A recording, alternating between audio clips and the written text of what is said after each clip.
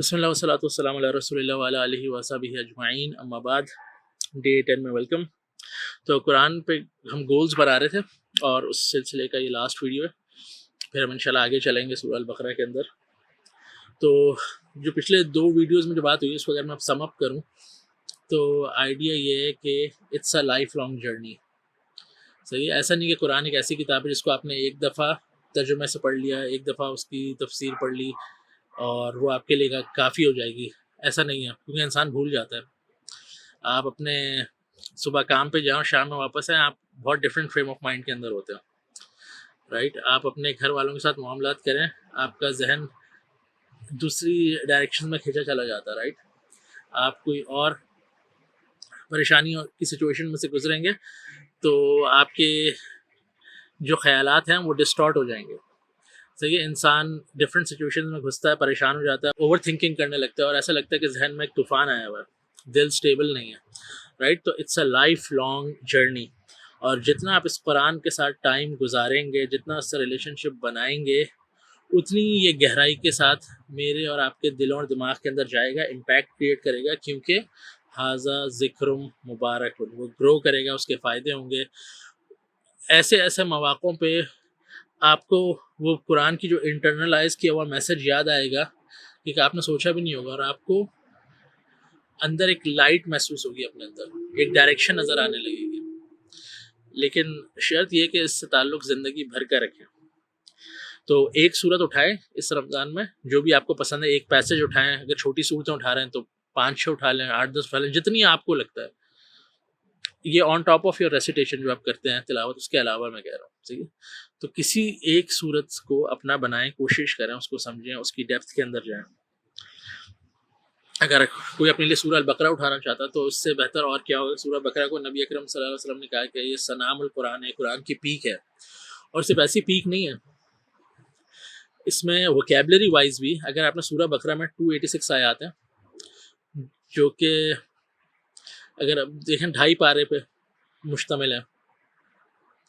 اگر آپ کو یہ سمجھ آ گئی نا صورت کسی درجے میں بھی، ابھی انیشیل بہت سرفیس والے لیول پہ سمجھ آ گئی، اس کی ووکیبلری آپ اپریشیٹ کرنے لگے، آپ کے ساتھ سنک کرنے لگی، اس کی ووکیبلری سے دوستی ہو گئی، تو وہ جو ووکیبلری ہے وہ آلموسٹ قرآن کا 60-70% ہے، اور وہی سارے ورڈز ریپیٹ بھی ہوتے ہیں۔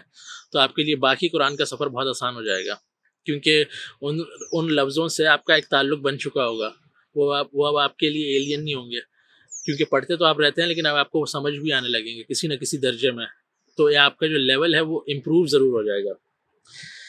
پھر تفسیر کے بارے میں لوگوں نے پوچھا، دیکھیں تفسیر جو ہے نا، اٹس اے ویسٹ سبجیکٹ۔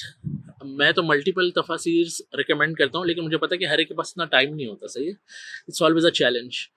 تو تبھی میں آپ کو انکریج کروں گا کہ جتنے آپ ویڈیو لیکچرز جو آج کل ہمارے پاس یوٹیوب پر ڈفرینٹ پورٹلس پہ اویلیبل ہیں، اور آڈیو لیکچرز، پوڈ کاسٹ، وہ اگر آپ کر سکتے ہیں تو وہ آپ کے لیے شاید زیادہ آسان ہو۔ لیکن ہیونگ سیڈ دیٹ، اگر آپ تفسیر کے اندر تفسیر کو خود سے پڑھنا چاہتے ہیں تو جو اردو کے اندر اگر آپ آسان زبان میں تفسیر، کیونکہ بہت ساری تفاسیر ہیں، صحیح، اور کچھ تفسیر جو ہیں وہ کمپلیکیٹڈ ہیں، مطلب ایک کامن آدمی کو اس لیے سمجھ نہیں آئیں گی کیونکہ اس میں بہت ساری ایک ساتھ آرگومنٹس کھل جاتے ہیں اور بہت ساری چیزیں ڈسکس کی جا رہی ہوتی ہیں آن اے پیرلل نوٹ، تو شاید ایک کامن آدمی کو شروع میں سمجھنا ہے، اس کو تھوڑا ٹائم لگے گا اس کو سمجھنے میں۔ تو اگر آپ آسانی کے ساتھ یہ سفر شروع کرنا چاہتے ہیں تو آپ تفہیم القرآن لے سکتے ہیں، مولانا مودودی کی ہے، وہ بہت آسان زبان میں اور بہت فلو کے اندر ہے۔ اسی طرح تدبر القرآن امین احسن اصلاحی کی، یہ بھی ایک اچھی تفسیر ہے، یہ بھی اگر آپ ایکسیس کر سکتے ہیں تو یہ بھی کریں۔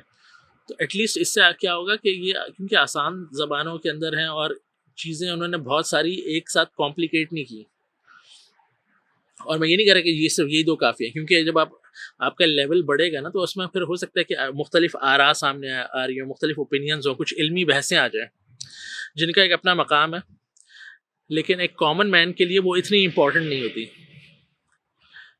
لیکن جب آپ کا لیول بڑھ جاتا ہے نا قرآن کی انڈرسٹینڈنگ کا، پھر وہ آپ کے لیے امپورٹنٹ ہوتی ہیں، پھر آپ ان کو دیکھتے بھی ہیں، پھر آپ کو ان کو اپریشیٹ بھی کر سکتے ہیں۔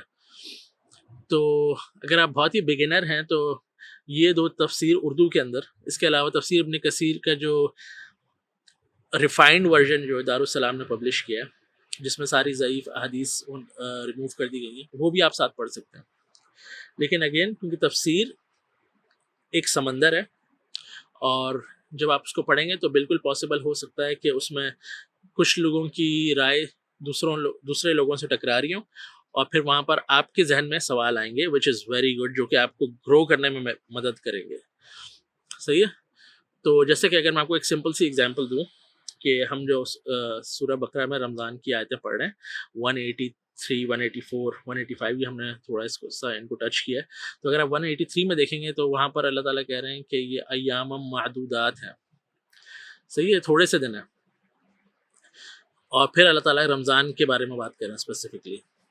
اب کچھ مفسرین کا خیال ہے کہ ایام معدودات کا مطلب یہ ہے کہ پہلے نبی اکرم صلی اللہ علیہ وسلم پر تھوڑے سے روزے فرض تھے، کوئی 3-4 دن کے تھے، یا مہینے میں وہ 3 دن رکھتے تھے، یا ہر منڈے یا تھرسڈے کا، یا ایسی کوئی 8-10 روزے ہوتے تھے بس، اور اس کے بعد جا کے رمضان کے روزے فرض ہوئے. لیکن دوسرے آپ کو تفسیر میں ملے گا کہ نہیں، ایسا نہیں. ایام معدودات کا مطلب آپ کی تالیف قلب کے لیے، یعنی آپ کے دل کو انکریج کرنے کے لیے، کہ اللہ تعالیٰ کہہ رہے ہیں کہ یار کہ یہ تھوڑے سے تو دن ہے، پورے سال میں 29-30 دن ہے جو کہ مخصوص ہیں.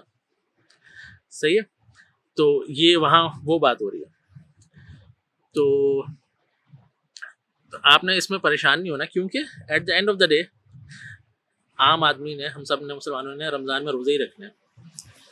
اب پہلے 2-3 دن کے تھے، اس کے بعد فرض ہو گئے 30 دن کے. یہ ایک علمی ڈیبیٹ ہے، اس کا اپنا مقام ہے تفسیر کے بکس کے اندر، لیکن it will not bother me in my current life, in my current situation.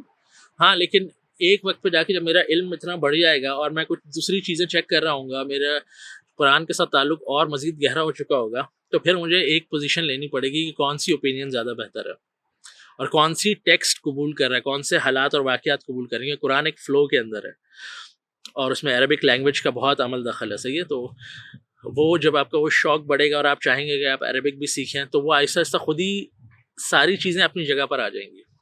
لیکن پہلے اگر آپ پہلی بار یہ کر رہے ہیں، آپ بالکل بگنر ہیں، تو پہلا 1 سال اس کو جتنا سمپل رکھ سکتے ہیں اتنا رکھیں. آہستہ آہستہ چیزیں لیئر پہ لیئر جمے گی، آہستہ آہستہ پروگریس کریں گے. صحیح ہے. اس کے علاوہ آپ رمضان میں یہ کر سکتے ہیں کہ آپ جو بھی اپنے لیے صورت پک کر رہے ہیں، آپ کوشش کریں کہ اپنا ایک بڈی بنا لیں. کوئی بھی آپ کے دوست، فرینڈس، کزنس، کچھ بھی ہو سکتے ہیں جن کے ساتھ یہ چیز شیئر کریں، یا ان کو بھی یہی ٹاسک دے دیں کہ آپ بھی یہ کریں، اور لیٹس سی کہ ہم دونوں اپنے نوٹس ایکسچینج کریں گے. یا پیئرس کی فارم میں چلے جائیں کہ آپ ان کو کہیں کہ میں سورہ کہف پڑھوں گا اور پڑھوں گی، اور آپ ایسا کریں سورہ لقمان پڑھیں، آپ ایسا کریں کہ سورہ یاسین پڑھیں. صحیح ہے. اور پھر ہم نوٹس ایکسچینج کریں گے آپس میں کہ ہم نے کیا سیکھا. تو یہ آپ کو انکریجمنٹ دے سکتی ہے یہ والی چیز، کہ آپ مل کے پڑھ رہے ہیں اور مل کے ایک جرنی کے اندر جا رہے ہیں. وہاں کے جو بھی آپ ایکسپلور کریں گے، کیونکہ یہ ایک پروسیس ہے، اور پروسیس میں اونچ نیچ ہوتی ہے. ڈے 1 ایکسائٹنگ ہوتا ہے، ڈے 2 میں تھوڑا سا بمپ آ جاتا ہے، جب آپ کو ریالٹیز پتہ لگتی ہیں، پھر آپ کو بیک اپ کرنا پڑتا ہے اپنے آپ کو. تو اللہ تعالیٰ سے خصوصی دعا کریں اس مہینے کے اندر. اس سے اچھا وقت اور کیا ہوگا دعا کرنے کا، کہ اللہ تعالیٰ آپ کو کنسسٹنسی دے اور مدد کرے. آپ قرآن کے بارے میں فکر مند ہو رہے ہیں، قرآن کو سمجھنے کے بارے میں فکر مند ہو رہے ہیں. اس سے اچھی اور فکر کیا ہو سکتی ہے؟ اس سے اچھی پریشانی اور کیا ہو سکتی ہے کہ میں سوچوں مجھے اللہ کا قرآن سمجھ نہیں آ رہا ہے، یار یہ آیت یہ کہہ رہی، اس تفسیر میں یہ لکھا ہے، اللہ تعالیٰ کیا چاہتے ہیں، سچ کیا ہے. میرا علم تو بہت محدود ہے، اور میں اب اللہ تعالیٰ سے دعا کر رہا ہوں. یہ دس از اے بلیسنگ ٹو ہیو. پتہ ساری بلیسنگ میں یہ بہت بڑی بلیسنگ ہے کہ آپ ایک جستجو میں، اور اللہ تعالیٰ کو یہ جستجو بہت پسند ہے، اور اللہ تعالیٰ آپ کو ضرور اس کا آنسر دیں گے اگر آپ کی جستجو سچی ہے. تو اللہ تعالیٰ سے دعا کرتے رہیں. جو بندہ انگیج کرے گا نا اس پروسیس میں، اسی کے لیے دروازے آہستہ آہستہ اللہ تعالیٰ کھولتے رہیں گے. ٹھیک ہے.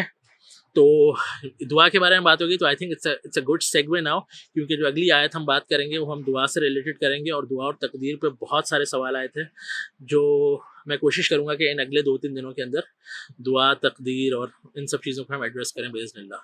تو آج اس کو یہیں تک رکھتے ہیں. میں انشاءاللہ آپ سے ملتا ہوں کل. السلام علیکم.